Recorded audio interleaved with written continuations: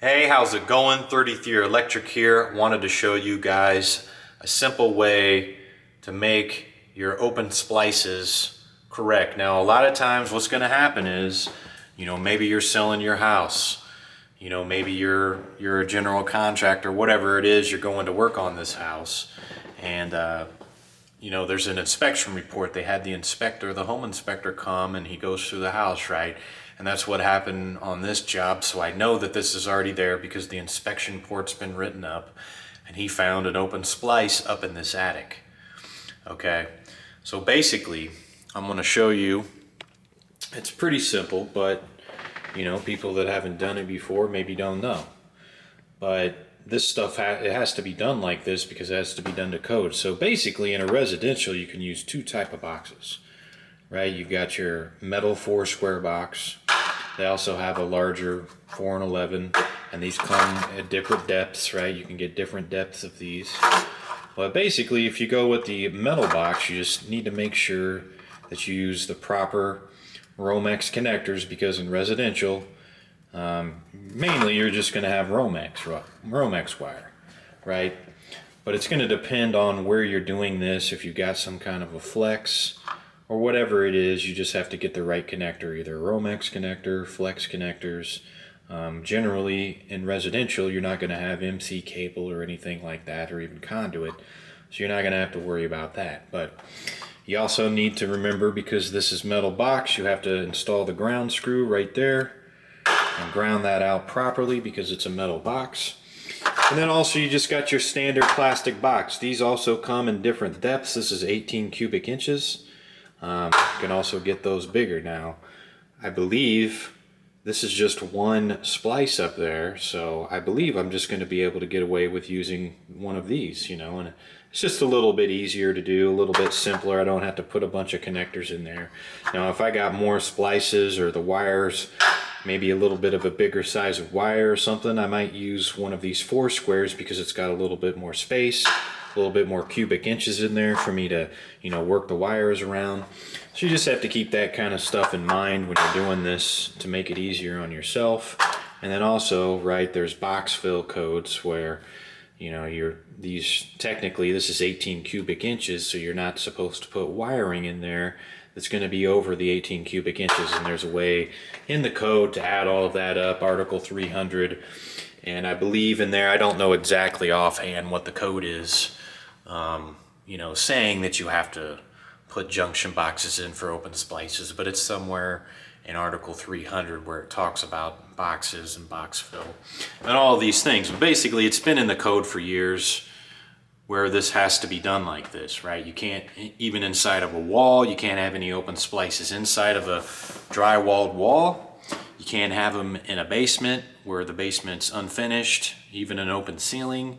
You're not allowed to have them anywhere, and you're not allowed to do it in an attic. So that's what we're gonna do. We're gonna jump up here. I'm gonna find this open splice, and I'm gonna show you basically how to repair an open splice. Okay, y'all, here we are going up in the attic. I will tell you that if you're doing any kind of an attic work, really just any construction work at all, and you need light because you're in a dark space, definitely try to get a headlight that will strap around your head. It does make it nice. My helper, actually I don't have mine right now, I couldn't find it, so I'm kind of holding a flashlight in my hand here, making things a little bit more difficult. But my helper seemed to have lost it yesterday or the day before, so I maybe have to get me a new one. Anyways, here we go. Here's the open splice that was in the picture. We've already found it. It was here pretty close to the attic access opening. But as you can see, like, that's basically all it is. We got some exposed copper, looks like it's been like that for years. Okay guys, here's our connection. Now, another thing you're going to want to have, especially if you're working by yourself, is a volt tester here. This is one of the best ones, I believe, in my opinion, you can get. It's a Fluke. You can find these at most Lowe's, Home Depot. Okay, now, we're going to want to test this for voltage. So we don't know exactly what this voltage is. Everything in the house is working properly, so it should have the 120 on it. But anything from about 10 volts up to, you know, whatever higher voltage, this volt tester is going to go off. So why don't you guys watch this for me? Since I'm working by myself today, holler at me when I find the breaker, okay? Well, it looks like we got that taken care of. Why don't we go ahead and get this wire apart and get this box installed here and get this open splice taken care of. Okay, one other tool here. It seems like I'm going to need to actually get this open. Just a box knife. This outer insulation on this old Romex wire, it's just really difficult to pull off, so basically just score right down in between it there. Opens it right up. Little tip and trick: if you're going to use the plastic box, knock out these knockouts before you install it in, because once you've got it down inside here, it's definitely a little more difficult to do that. Now obviously just get this thing in a position here where you'll be able to get both wires in to reach into the box.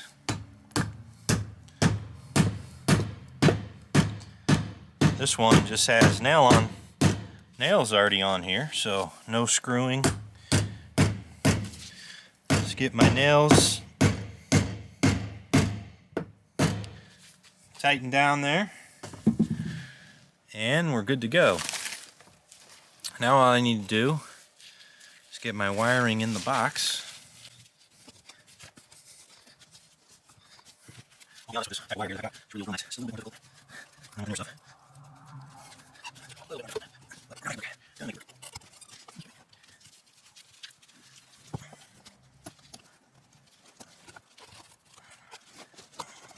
Okay, okay, we got wires in the box.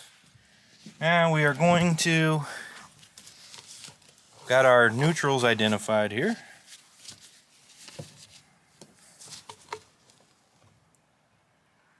Going to get these situated.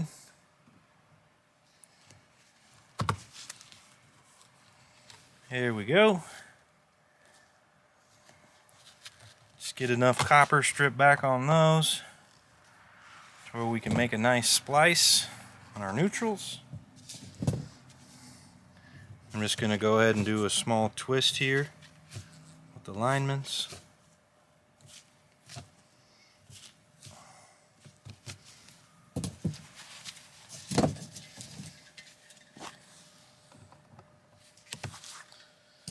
There we go.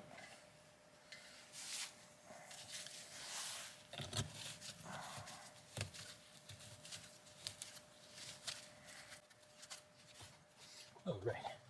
There's one splice. And those were already opened. So those were the hots that were taped together. So that's copper's still pretty good, so we'll just go ahead and reuse that. Let's give that a nice little twist there. I don't know if you can see it here, guys. Trying to let you see it. There we go. Get a wire nut on that one. And there we go. Now we just need to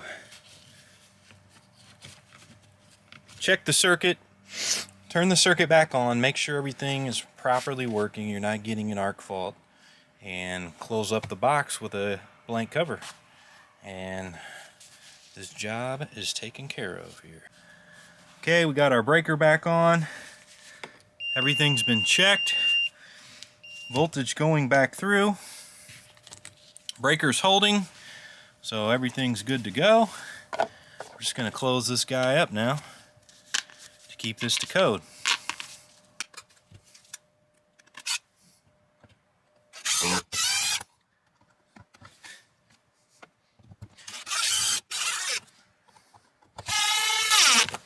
And there we go, guys.